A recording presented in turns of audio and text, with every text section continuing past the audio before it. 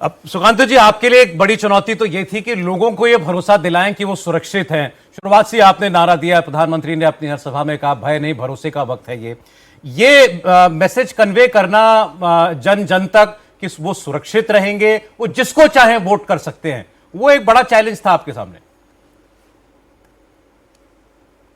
देखिए, ये तो बहुत बड़ा चैलेंज था, क्योंकि आप जानते हैं पश्चिम बंगाल एक ऐसा राज्य है जिसमें लगभग 50 से भी ज्यादा सालों तक यहाँ पे राजनीति में यहाँ पे वायलेंस रहा है।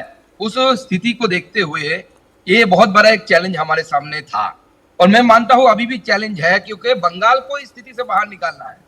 बीजेपी को टीएमसी नहीं बनना है, बीजेपी के लोगों को टीएमसी जैसा आचरण नहीं करना है। ये हमारे लिए बहुत बड़ा चैलेंज अभी भी है।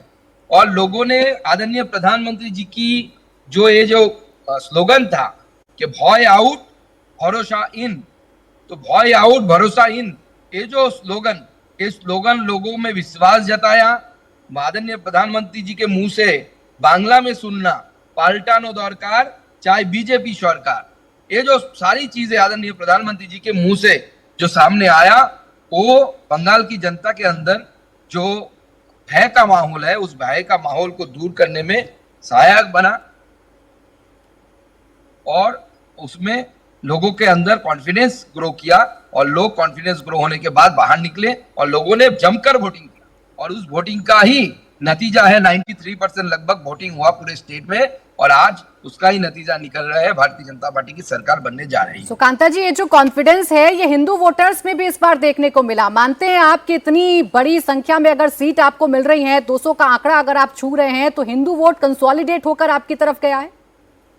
एकदम हिंदू वोट की कंसोलिडेशन हुआ है, क्योंकि बंगाल में इस बार मूलतः हिंदू मुस्लिम इस लाइन में ही वोट हुआ है, लेकिन मुस्लिम समाज ने भी जहां जहां उनको ये हुआ है, मतलब जहां जहां मौका मिला वहां पे उन्होंने टीएमसी का हाथ छोड़ दिया।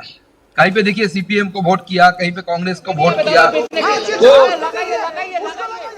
तो ये जो स्थिति है कि ममता बनर्जी के साथ और कोई नहीं रहेगा, मुसलमान भी नहीं रहेंगे। अच्छा लगा भी आपने अपने रिमार्क में कहा सुकांत जी कि बीजेपी को टीएमसी नहीं बनना है, क्योंकि ये गलती ममता बनर्जी से हुई। वो जिस शासन से लड़के आई थी उसी का कल्चर उन्होंने अडॉप्ट कर लिया। एकदम, हमें टीएमसी नहीं बनना है, और ये हमारे लिए सबसे बड़ा चैलेंज है, मैं मानता हूं। हमें टीएमसी जैसा गुंडागर्दी नहीं करना है, हमें टीएमसी जैसा तोलाबाजी नहीं करना है, हमें टीएमसी जैसा इंडस्ट्री को रोकना नहीं है। यहाँ पे इंडस्ट्री को लाना है, लोगों के हाथ में काम देना है, और बीजेपी के कार्यकर्ता को एक सेवक के रूप में व्यवहार ऐसा बनाना चाहिए, अपनी लोगों से बातचीत ऐसी करनी चाहिए कि हम सेवक है, जनता अपनी मालिक है। अब बार बार इस बात पे जोर दे रहे हैं कि बीजेपी को टीएमसी नहीं बनना है। ऐसे में अगर बीजेपी की सरकार बनती है, जैसा कि रुझान साफ साफ दिखा रहे हैं, क्या आप ये चाहेंगे कि बीजेपी मूल का जो व्यक्ति है वही मुख्यमंत्री की कुर्सी पर जाए, या दूसरे दल से जो आया हुआ व्यक्ति है वो भी बन सकता है? देखिए, मुख्यमंत्री के बनाने की एक पद्धति होती है भारतीय जनता पार्टी में। हमारे नेतृत्व है, आदरणीय प्रधानमंत्री जी है, हमारे पार्लियामेंट्री बोर्ड है, विधायक दल है, सब मिलके बैठ के डिस्कस करके करेंगे। उसमें ज्यादा मतभेद की विषय नहीं है। नहीं, ये तो अब इन्होंने ये चैप्टर खोल ही दिया है, तो सीधी सी बात है, शुभेंदु अधिकारी या कोई और भी बन सकता है मुख्यमंत्री। वो तो पार्टी तय करेगी कौन बने। नहीं, आपकी राय क्या है? क्या बीजेपी मूल का व्यक्ति ही होना चाहिए मुख्यमंत्री अगर बीजेपी को टीएमसी नहीं बनना है तो? मैं रेजिमेंटेड सोल्जर हूँ, सोल्जर का राय नहीं होता। ऊपर में बैठे हुए जो हमारे सिपा सालार है, जो ये है, वो लीड कर रहे सेनापति जो है, वो बताएंगे। अच्छा, चलिए सुकांता जी, आप अपनी पार्टी के बारे में तो नहीं बता रहे हैं, लेकिन टीएमसी तो लगातार ये कह रही है कि जीत आपकी जीत नहीं है, ये जीत तो सेंट्रल फोर्सेस का दुरुपयोग आपने किया, ईवीएम में गड़बड़ी आपने की, पूरी सरकारी मशीनरी का दुरुपयोग आप लोगों ने किया है, उसकी जीत है।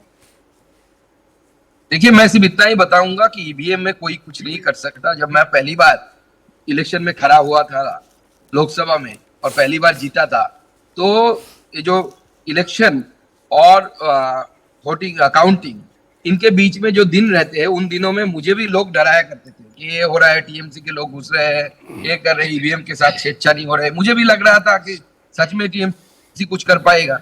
बाद में जब मैं जीत गया और लोग जितना राजनीति में और इलेक्शन लड़ने का मौका मिला, पता चल गया कि कुछ हो नहीं सकता। अब टीएमसी को तो कुछ तो कारण बताना पड़ेगा, इसलिए वो कारण बताएंगे ऐसे ऐसे। लेकिन आप जानते हैं कि ईवीएम में अगर कुछ कर पाते तो तमिलनाडु ना हम जीत लेते, तमिलनाडु क्यों हारते आप? जी सुकांत जी, एक बार फिर आपको बहुत बधाई, बहुत शुभकामनाएं। और जैसा आपने कहा, धन्यवाद आपके आपका। सामने चुनौती अब यह है कि सेवक की तरह काम कीजिए, पश्चिम बंगाल की जनता के लिए खरे उतरिए उनके